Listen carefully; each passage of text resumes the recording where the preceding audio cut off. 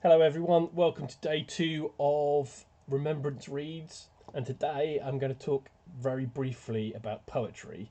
Now, later on I'm going to talk specifically about individual poets, but today I'm going to talk briefly about poetry anthologies, and the top one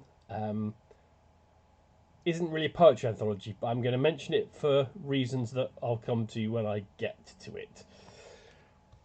Now,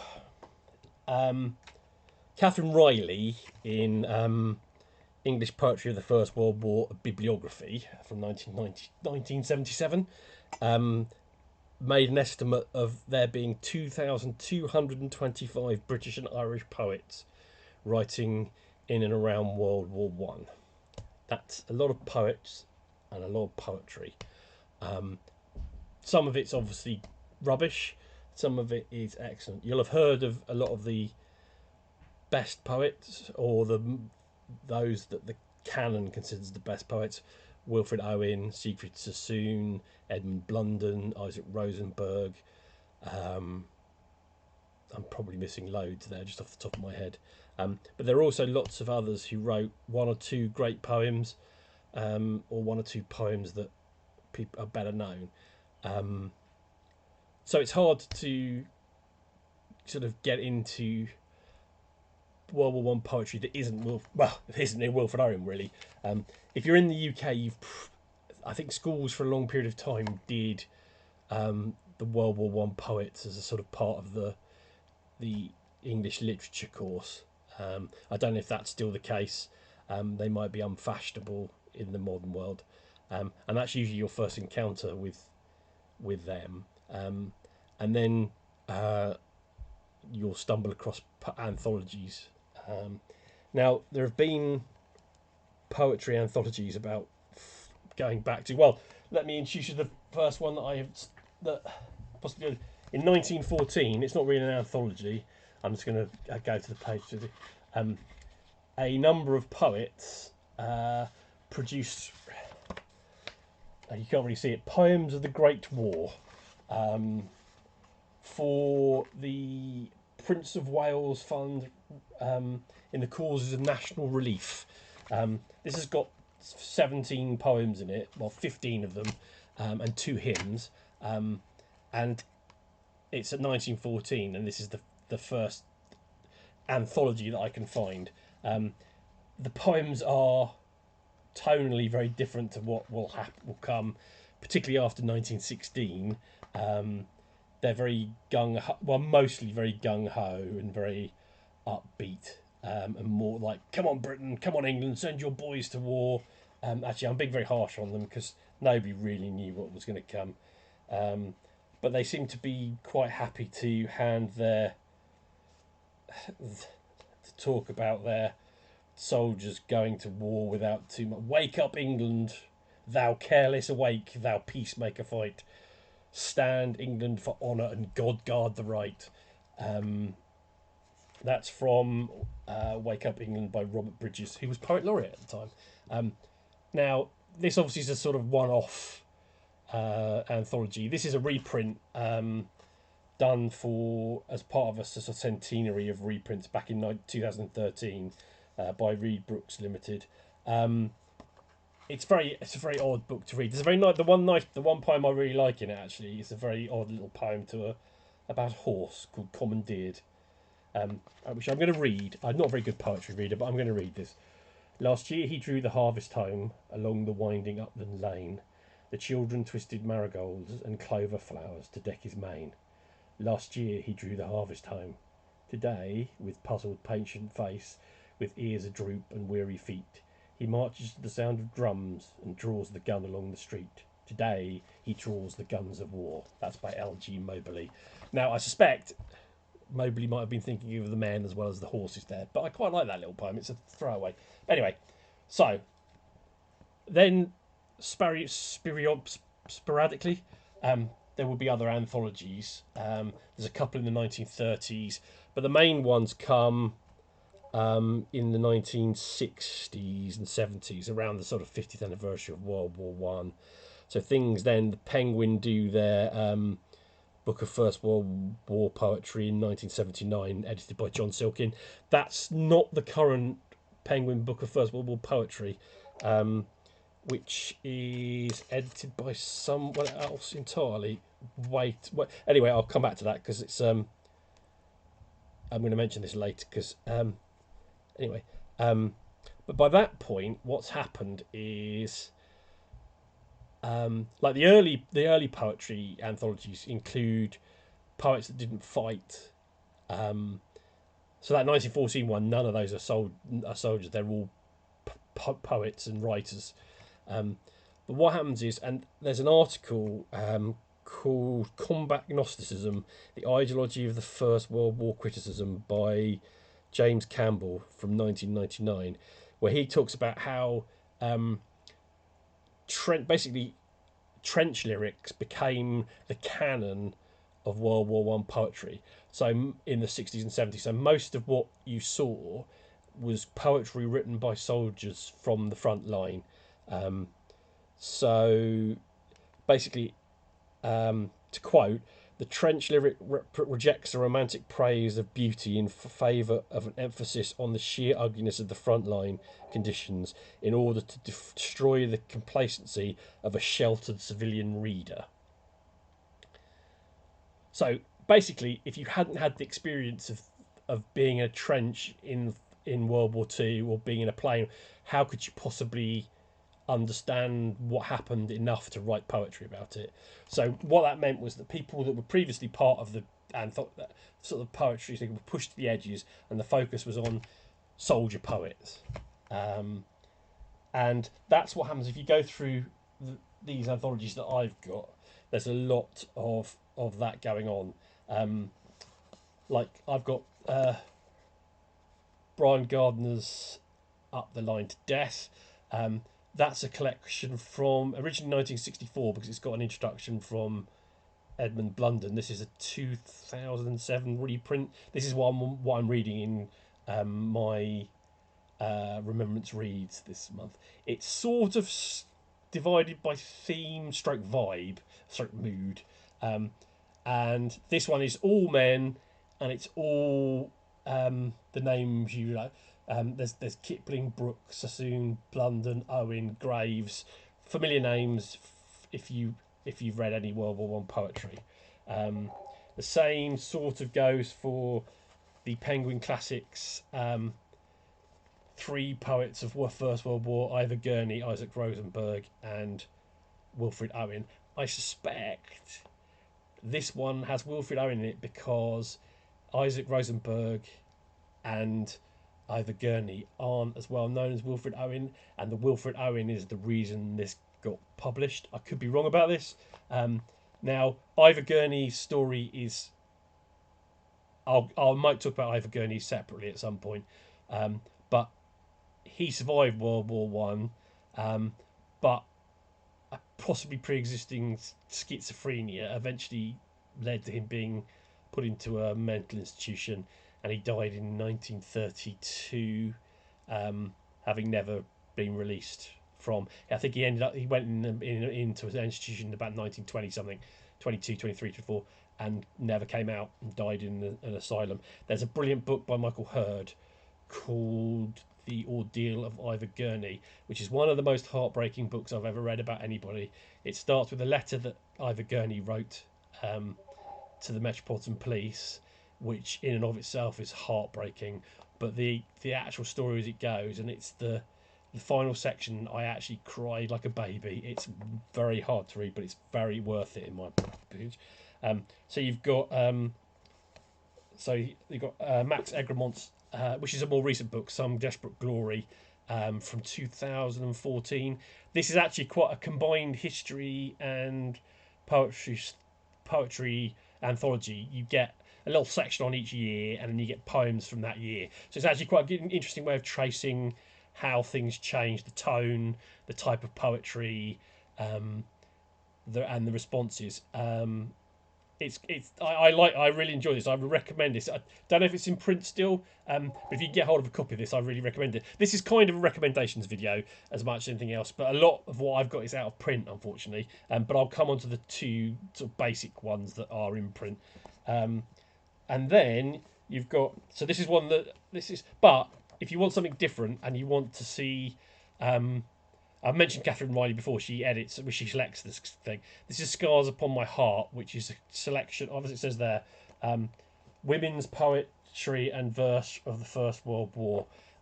So if you want a completely different take on World War One, and this is what's happened in recent years. Basically, we've moved away from a canon of it has to be the poets who fought the other poets. They're still the key, the centre of it, but they're expanding it to talk about, because after all, what is a war poem? What is a poem about World War One? Is it anything that was written between 1914 and 1918? That seems a very broad definition, and not every, like for example, The Wasteland by T.S. Eliot is a war poem, but does it qualify as a war poem? That which makes sense. And there's other poets that fit into that, and poems that fit into that. There's stuff by H.D. that also fits into that. Hilda Doolittle, who I will talk about in a different video when I talk about memoirs and fiction from World War One. Now the two core. What I would say is, if you want to be introduced to World War One poetry, there are two. As often in the case between Penguin Classics and Oxford World Classics, there are two. They both do. They're not competing. They do two different collections, but do the same thing. So you've got here the Oxford World's Classic Poetry of the First World War, an anthology edited by Tim Kendall. I read this last year. This is a good. Something. It has a good solid introduction, notes, and covers a lot of what you want in terms of a sort of introductory poetry collection, and it includes female poets as well, and includes a couple of poems from W.B. Yeats. W.B. Yeats wasn't a particular fan of war poetry, and it's notoriously that he did a post-war Oxford modern poetry collection, and he didn't include any Wilfred Owen poems in it, and was quite down on the whole war poets, but he wrote An Irish Airman Foresees His Death, which is one of the best war poems ever written, and Yeats didn't fight, so and there are other things going on in Ireland in 1917 that had his attention as well, but this is a fine introductory collection. Recommend it, as is the Penguin Classics. I think it's called The Poetry of the First World War. It's the more up-to-date one, edited by, I'm going to have to look here, edited by George Walter. That's the more up-to-date collection. And again, those two, if you want to start anywhere, start with either the Penguin Classics First World War poets or the Poetry of the First World War for Oxford World Classics. Then you could pick through them and decide which ones you like or don't like, and read in more detail. I'll talk about some of the individual poets in other videos, which I hope you'll find interesting. You have to forgive me for rambling occasionally, because although I've put notes together and pulled this all together, occasionally my mind will go off on a tangent, the Yeats tangent, for example, being one. And the final thing I'm including in my collection here, this is the long trail, Soldiers' Songs and Slang 1914-18 by John Brophy and Eric Partridge. Now this first came out in 1931. This is a 1964-ish reprint. So both Brophy and Partridge were actual infantry soldiers in World War One. And what this is a collection of, as it says, the songs that were sung in World War One. Slightly, I think, bowed up polite versions, because I suspect there's a song in here called the it's Mademoiselle for Marmintiere, which my uncle, who served in World War Two, used to sing. It's the one that goes Inky Pinky Parlez-vous, and I've seen versions of it with very rude lyrics, These have the polite versions, and then the second part of it. So the first part of it is, as I said, sort of song lyrics, and then the second part of it is soldier slang. Now, if you are planning to write a historical novel set in World War One, I recommend getting hold of a copy of this if you can, either from a library or second hand. I got this second hand. I can't remember how much I paid for it, £3 or something. But I recommend it as a sort of source. I've included it in poetry anthologies because I think some poetry anthologies include some of these lyrics as part of their selections, and I think the popular music is as important in this analysis of World War One literature as actual poetry. So that is a brief foray into poetry anthologies. The one, as I said, the one I'm reading myself in my Renaissance, in my remembrance reads is Up the Line to Death. Obviously, that's an upbeat title, but it's not particularly unsurprising. I've read the first couple of sections. It's got some interesting stuff in it. Things change basically when we get to 1916. After the Somme, nothing is the same. And I think that's one thing to remember. This is the first. It often sometimes gets overlooked, but World War One is the first war where huge numbers of British men are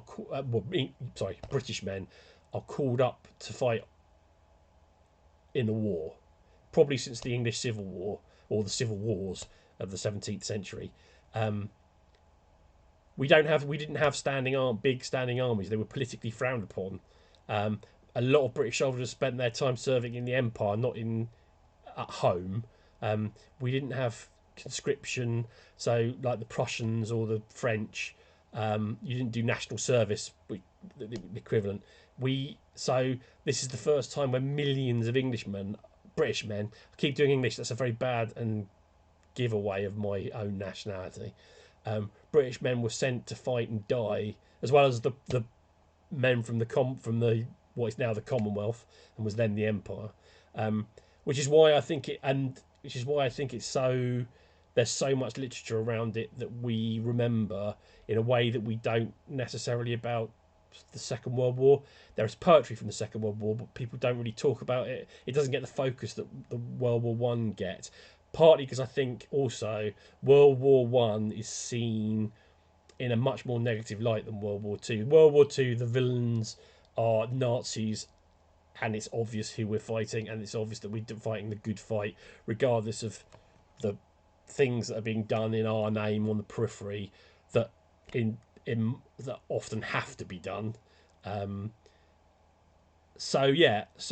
the British casualties from World War One are much higher than they are in World War Two.